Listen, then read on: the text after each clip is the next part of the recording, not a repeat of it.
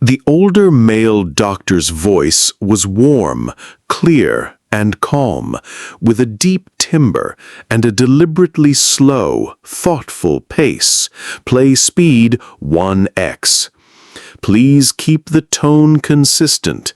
Keep this tone throughout the entire script. Please keep the tone consistent. Keep this tone throughout the entire script. After 60, there's a moment, quiet, almost invisible, when something shifts in the man you love. You won't see it right away. It won't come with yelling or slamming doors, but it's there. And once you feel it, you can't unfeel it. He's not angry. He's not shouting. He's not leaving. But something in him is gone. The man who once held you like you were the only thing that made sense now avoids your eyes. He smiles to be polite. He listens, but no longer hears. He stays, but he's not really there.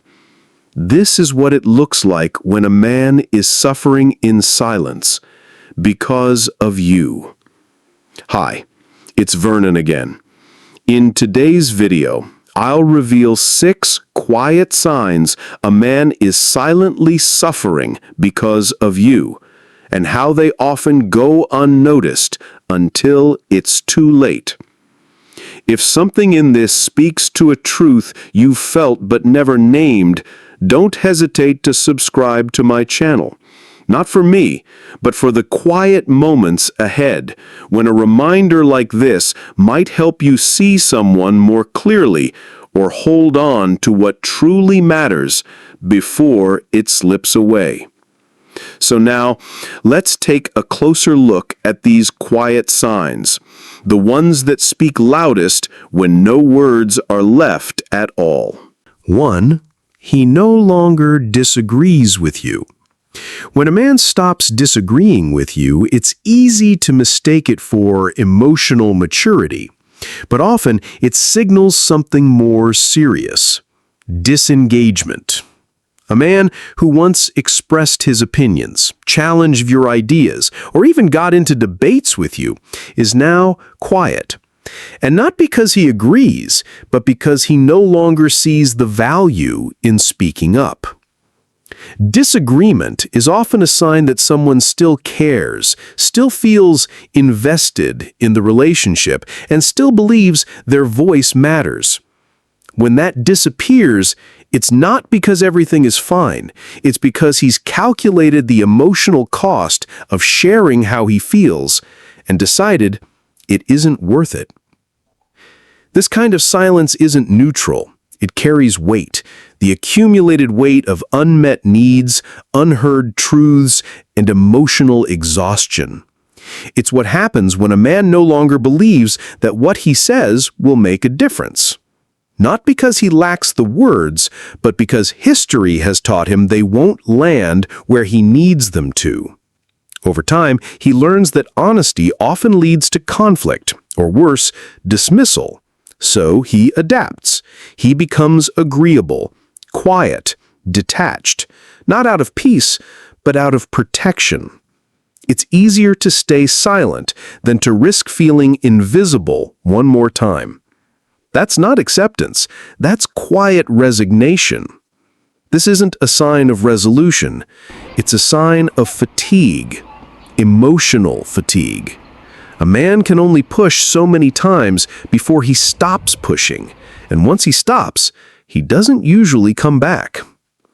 If you find yourself wondering why he no longer speaks up, doesn't correct you, doesn't offer an opinion, ask yourself, has he really changed his mind, or has he just given up trying to be understood? When a man chooses not to disagree anymore, it's often because staying silent feels less painful than speaking the truth. And when that becomes the norm, what remains between you isn't real connection, it's emotional distance, carefully dressed as peace. And that's the first sign, a man disappearing through silence, not noise. Now let's look at the next one. 2. He avoids emotional spaces with you. You'll notice this one not in what he does, but in what he no longer dares to do. He no longer initiates vulnerable conversations. He no longer checks in on how you feel or opens up about how he feels. He stops talking about the relationship, stops reflecting on the future. The emotional texture of your bond thins out until it's mostly functional. This is where many men retreat into roles. He still pays the bills, still asks if you've eaten, still fixes what's broken around the house, but the emotional presence, the shared inner life that used to hold your relationship together, quietly fades. It's not laziness. It's not lack of love. It's fear. Fear of being hurt, misunderstood, or worse, dismissed. Many men are raised with the idea that emotional expression is dangerous, that vulnerability makes them weak. So when emotional risk becomes high, especially in long-term relationships marked by repeated misattunement, they shut it down completely. Instead of expressing sadness, they manage tasks. Instead of showing fear, they focus on logistics. And over time, they become emotionally absent, even while physically present. A 2019 study in the American Journal of Men's Health found that men under relational stress often report a heightened sense of duty and usefulness, but also higher levels of emotional suppression. In other words, they compensate by doing more and feeling less. As the philosopher Alain de Botton once said, "We don't fall in love with someone who simply makes us feel good. We fall in love with someone who makes us feel seen." When a man no longer feels emotionally safe, he no longer feels seen. And so, he begins to disappear. Not by leaving, but by staying in a way that no longer includes his heart. This isn't about neglect. It's about emotional survival.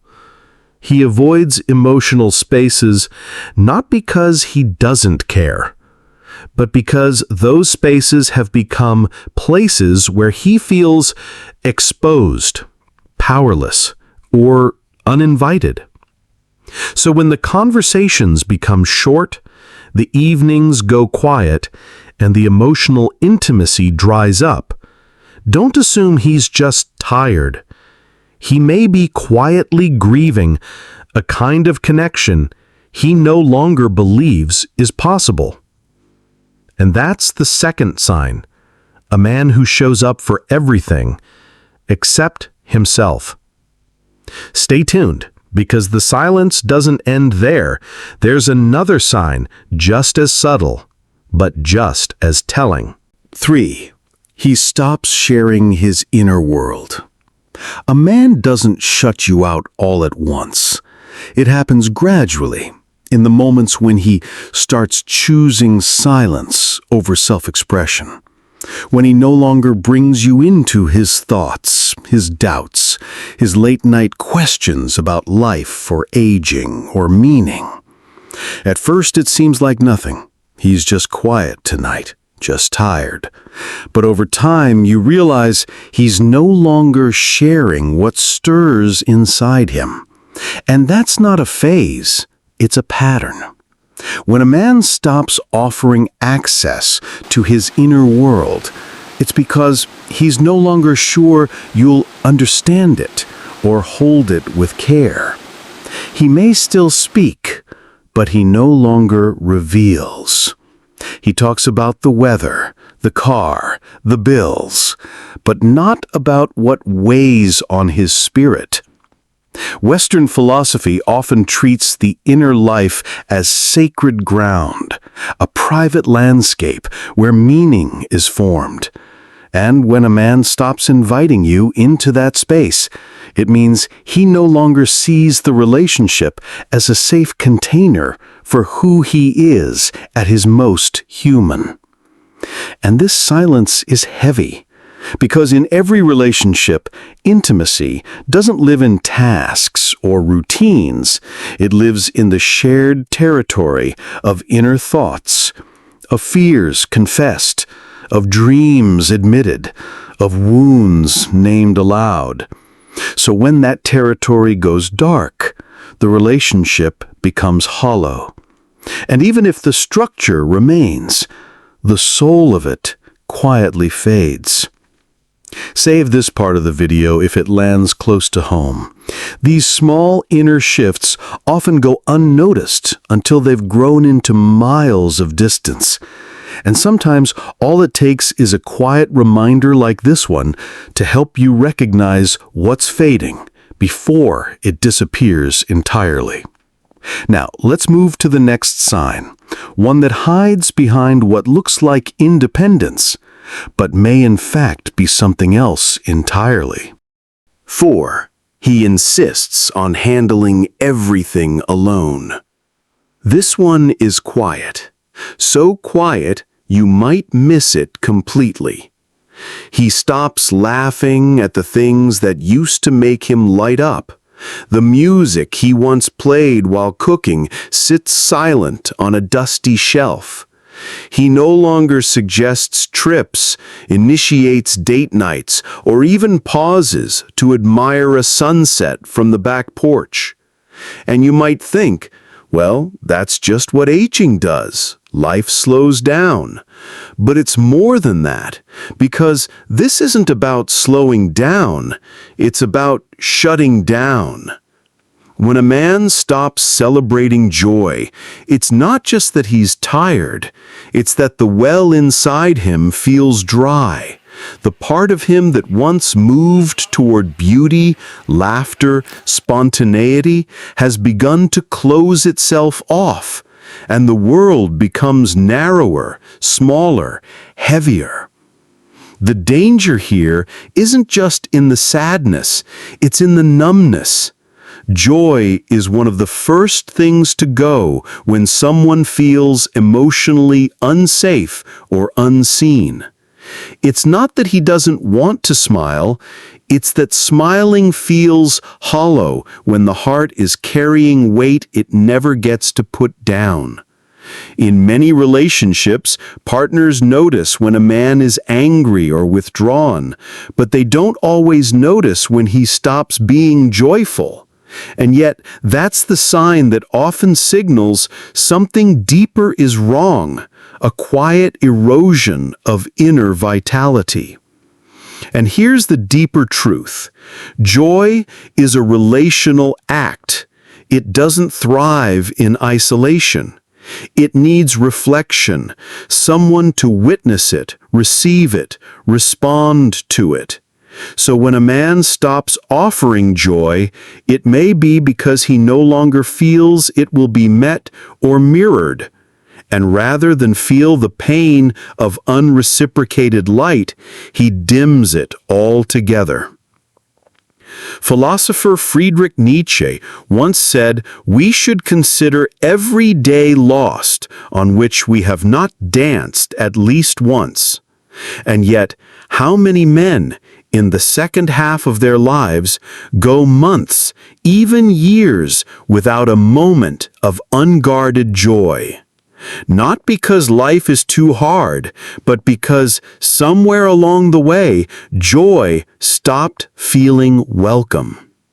So if you've noticed that quiet fading of playfulness, of music, of laughter, consider it not just a mood, but a message. The absence of joy is often grief wearing silence like a mask. Let's move to the final sign, one that's often the most overlooked, yet perhaps the most telling of all. 5. He becomes a stranger to his own needs. There's a particular kind of silence that settles over a man who no longer knows what he wants, not because he has no desires, but because he's forgotten how to name them. This isn't just about not asking for things. It's deeper than that. It's the quiet unraveling of identity that happens when someone has spent too long putting others first, managing peace, avoiding conflict, keeping things steady. You see, over time, a man who continually swallows his preferences, dismisses his discomforts, and tells himself, "It's fine, I don't need much," starts to lose contact with his own inner compass. Not just in relationships, but in life. He may no longer know what he excites him, what challenges him, what soothes him. He defers, accommodates, adjusts. And the tragedy is that people often praise him for it. He's easygoing. He never complains. He's just simple. But being unseen can sometimes begin with being agreeable. And here's the quiet cost. A man who becomes a stranger to his needs also becomes a stranger to his partner. Because intimacy requires two full selves. And when one of those selves goes missing, even if it's gradual, even if it's polite, the relationship becomes hollow, performative, directionless. This kind of loss doesn't always look dramatic. There are no big fights, no slammed doors. Just a soft fading, a man slowly dissolving into roles, into routines, into habits of care that no longer include himself. Carl Jung once said, "The most terrifying thing to accept oneself completely." But I'd add, the quiet tragedy is forgetting how. So if you find yourself with someone who seems to have stopped wanting, dreaming, or even choosing, it may not be because he has nothing to say. It may be because somewhere along the way, his silence became the safest thing he had left. And that final sign, is not just about what he's lost. It's about what still might be recovered if seen in time. Because the truth is, no man begins as a ghost. But without tenderness, attention, and space to be fully known, he may become one long before he's gone. 6. He becomes reliable but unreachable. There's a kind of sorrow that doesn't shout. It shows up dressed as responsibility, polite, present, dependable. He takes care of what needs to be done. He never forgets a task. He's there for the kids, the errands, the repairs. To everyone else, he's solid, unshakable, the kind of man you can count on. But here's the catch. While you can count on him, you can't seem to reach him. You speak to him, and he answers briefly. You share your thoughts, and he listens quietly. You cry, and he offers a tissue, maybe a hand on your shoulder, but rarely his heart. This isn't neglect, it's something more subtle. He's become the man who does all the right things without ever letting you in. Because somewhere along the way, he stopped believing that emotional closeness was a safe place to return to. Maybe he was met with criticism once too often, or silence, or indifference. Whatever the reason, it taught him that being useful was enough, and that being known was optional.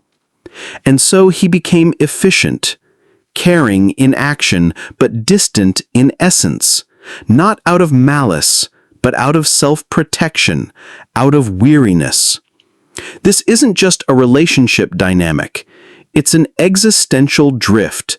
The philosopher Martin Buber once described two ways of relating: I-it, where we treat others as roles, functions, extensions, and I-thou, where we encounter the other as a full, living presence. A man who is reliable but unreachable has slipped, quietly, into the I-it. Not because he wants to, but because the cost of I-thou began to feel too high. And here's the cruel irony. No one questions him. Not his partner, not his friends, not even himself. Because from the outside, he's everything a man should be. But emotional presence isn't measured by dependability. It's measured by vulnerability. And when a man forgets how to open that door, not because he can't, but because it hasn't been safe, he slowly starts to vanish inside the very life he built. He's not absent. He's just unreachable. And often that kind of distance is lonelier than being alone. After 60, many men do not explode. They erode. Not with fury, but with silence. Not with distance, but with a kind of emotional disappearance. You don't notice it all at once. It creeps in the soft spaces where laughter used to live, where conversations once reached into the soul. We've walked through 6 signs, quiet, ordinary on the surface, but beneath each one is a man asking, "Do I still matter here? Am I still seen?" He stops disagreeing, not because he agrees, but because he's tired of not being heard. He avoids emotional spaces, not because he's cold, but because they no longer feel safe. He stops sharing, not because he has nothing to say, but because he doesn't think it will be held with care.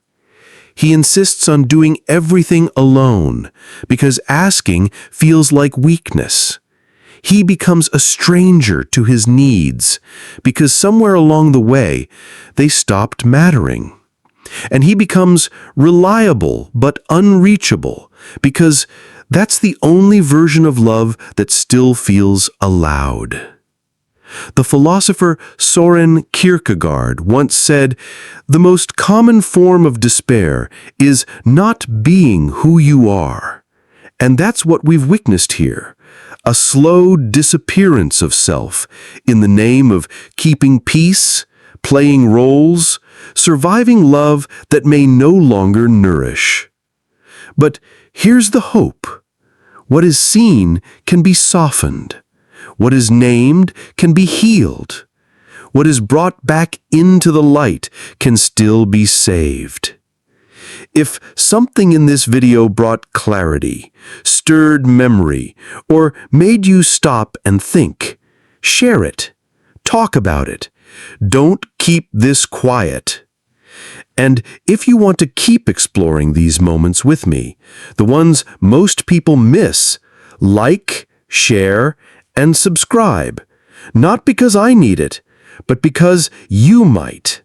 And someone else out there surely does. This is Vernon, and I'll be here as long as you keep showing up.